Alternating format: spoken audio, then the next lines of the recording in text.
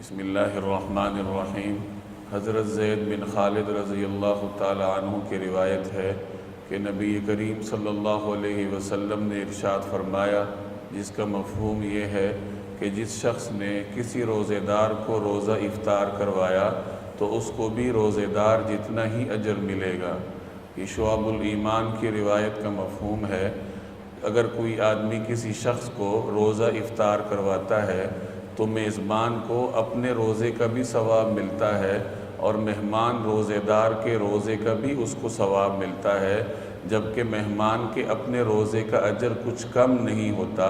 اس کو اپنے روزے کا پورا اجر ملتا ہے۔ البتہ اللہ جل جلالہ اس کو روزہ افطار کروانے کی برکت سے میزبان کو بھی اس کے روزے کا ثواب پہنچا دیتا ہے۔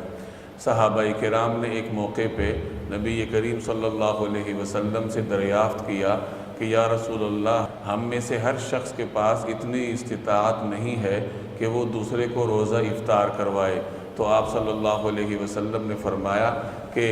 یہ اجر اللہ تعالیٰ اس شخص کو بھی عطا کرتا ہے جو پانی یا دودھ کے ایک گھونٹ یا ایک کھجور کے ذریعے کسی کو روزہ افطار کروائے۔ گویا پرتکلف کھانا کھلانا کوئی ضروری نہیں ہے، اگر کوئی شخص اس کی وسعت نہیں رکھتا تو وہ کھجور کے ذریعے، پانی کے ذریعے، دودھ کے ایک گھونٹ کے ذریعے کسی کا روزہ افطار کروا کر یہ اجر حاصل کر سکتا ہے۔ البتہ اگر کوئی شخص صاحب وسعت ہے اور وہ روزے دار کو پیٹ بھر کر کھانا کھلاتا ہے تو اس کا اجر بھی زیادہ ہے۔ چنانچہ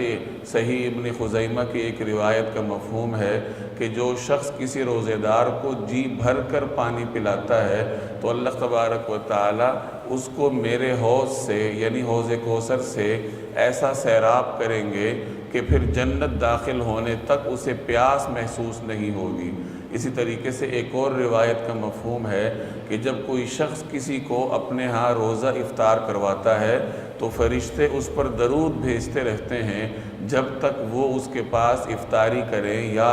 جب تک اس کا پیٹ نہ بھر جائے۔ گویا کہ اگر آپ کسی کو پیٹ بھر کر کھانا کھلاتے ہیں یا جی بھر کر پانی پلاتے ہیں تو اللہ تبارک و تعالیٰ کے ہاں اجر بھی دوہرا ہے۔ تو بہرحال یہ اپنی اپنی قسمت کی نصیب کی بات ہے۔ اگر کسی شخص کو اللہ نے وسعت دے رکھی ہے تو وہ روزے داروں کو تلاش کر کے ان کو اپنے دسترخوان پر بٹھا کر خوب کھلائے، اور اگر کسی شخص کو اللہ نے رزق کم دے رکھا ہے تو وہ اتنا تو کر سکتا ہے کہ جو باہر مزدوری لوگ کرتے ہیں، ریڑھیوں پر لوگ کھڑے ہیں، ان کو جا کر پانی کچھ پلا دے یا کھجوریں ان میں جا کر تقسیم کر آئے، یا افطار کے وقت ان کو جا کر کوئی شربت پلا دے، تو اللہ تبارک و تعالیٰ ان کو ان کے روزے کا بھی اجر عطا فرمائیں گے۔ یہ کوئی مشکل کام نہیں ہے، بس اپنا ذوق بنانے کی ضرورت ہوتی ہے کہ انسان اس قدر شوقین ہو کہ وہ اجر حاصل کرنے کی کوشش میں پھرتا رہے۔